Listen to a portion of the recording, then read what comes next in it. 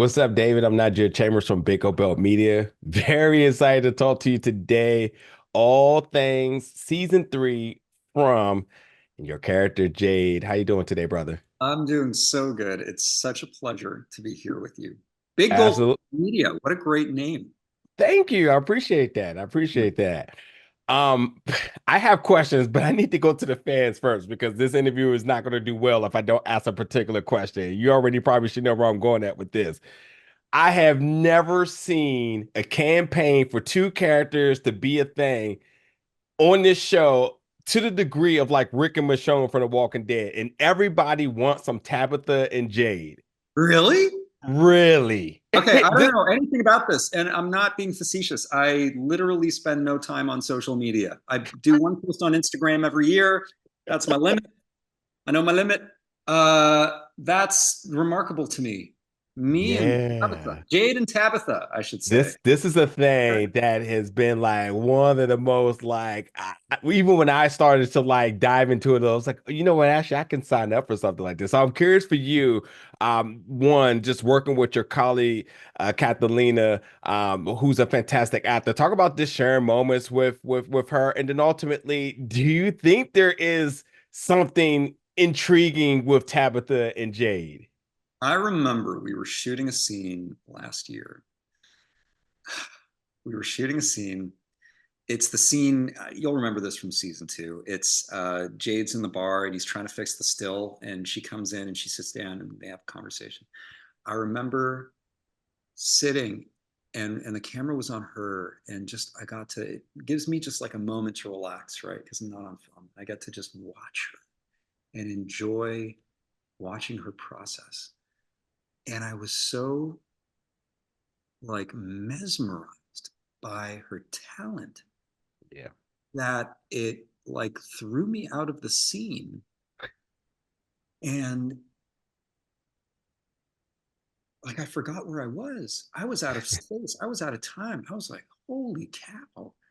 And then you just feel so blessed that you get to work with somebody like it's. But listen, I feel that way about everybody. I feel that way about Scott McCord, who plays Victor. Yeah. We've had so much time together. Harold, who plays Boyd, and finally getting to work with him this season, and not Yeah. just having my arm twisted by him and getting tossed out of the rock and flower ceremony, which was a great way to meet his character. But still, Yeah. everybody brings so much, and they're so committed to their characters that it's a joy to work on a show like this. I've said this before, but it feels like it feels the most like theater to me since I started working in front of a camera like 20 years ago. Yeah. It's the most ensemble sort of, let's workshop this. Let's, hey, what are you doing this weekend? Let's go and like sit in a room and just try to figure out the scene. Um, Ricky and Chloe and I, the three of us sat in a hot sauna and just worked on our scene in the cabin for 2 days, just over and over and over again with the heat of the sauna, just as a Yeah. kind of, I don't know why, I think, well, because it was freezing cold outside, A, but B, because we had access to a sauna. And it was great. It gave us a chance to sort of transcend the scene as written, and see things that we could do, put little pieces in there. Yeah. Um, as much as possible, like we all stick to scripts, Yeah. but sometimes like something Adding a moves little you and more in you're there. adding a little Yeah. something. Well, oomph. Yeah. But your question was about Catalina. So yes, love her. I love her. I can't wait to see where it goes with her. Hmm. And it's entirely, it exists within the imagination of John Griffin and Jeff Pinkner. So curious to You, see it. listen, and I got just a little bit of time left. I don't even know how you can operate in your day to day because considering Jade's whole journey is about discovering what's going on, and us as the viewers is like, yes, what's going on? We need to know. I bet you are just tackled in everywhere you go where somebody's like, give me the secrets. I need to know what's happening. Najira, you'd be surprised. I think it's the beard. It throws people off. People don't like really approach me that often. I think they look at me and they just kind of keep a distance. Maybe for the better here. I got Yeah. I gotta tell you, and I know you probably don't have the rights to this, but listen, this line with Jade and Ethan is the most iconic line that has me reevaluating everything in the world that I do. And you probably know what line I'm going with here. A meeting with three people or more is pointless. I was like, you know what?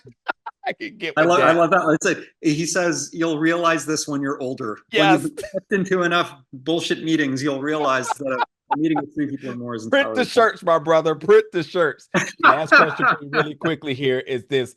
Jade is battling with sobriety a little bit here, but his ultimate ambition to figure out what's going on is a challenge that we're seeing on display. But ultimately, Jade is the one that's going to figure this out because Jade is the one and the only one who is sharing his knowledge, which is something that in society, if all of us, a lot of us did, we could probably get a lot more results here.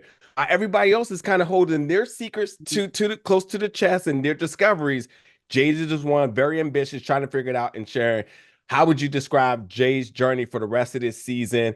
And will he be able to balance out the sobriety, but yet his obsession to learn everything that's going on in the town? Yeah, well put. I mean, there's so much to unpack there. I think for Jade, this is a battle for his ego. I think that he's on a mission to solve this puzzle, to atone for not Mm, doing it quicker, not doing it sooner, losing Tian Chen as a consequence. I think that that triggered something in him, his fears and his feelings of abandonment with regard to his own grandmother. I think that there's a lot going on.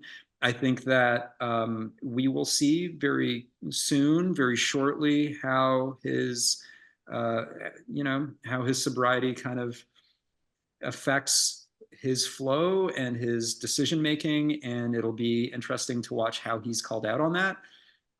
Yeah, you get to see a lot. It's going to be a good season. I think people are going to love it, and then how it ends is gonna mm. it's gonna knock people's socks off. I'm ready for it. David, whenever you decide to go down the rabbit hole, I'm telling you right now, the Tabitha and Jade conspiracy theories and people are already saying, listen, when Jim meets his end, we're ready for this. No, that people are Rude, rude. I love Jim. David, thank you so much for your time today. It's been a complete pleasure. I love you too. Thank you so much. Take care. Absolutely, Good buddy. luck. Yeah, take care. Yeah.